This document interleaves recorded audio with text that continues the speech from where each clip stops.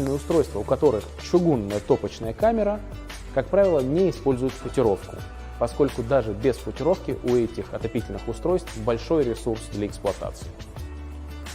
В премиальных же моделях чугунных печей, каминов и каминных топок могут использовать футировку с целью повысить характеристики самой печи и увеличить срок службы. Если вдаваться в эти детали, то в чем заключается улучшение характеристик?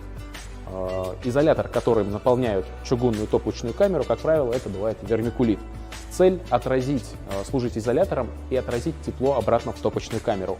В результате мы повысим температуру всех химических реакций, горение будет более чистым, то есть будет меньше выброс всех веществ, то есть недогоревших газов существенно снизится,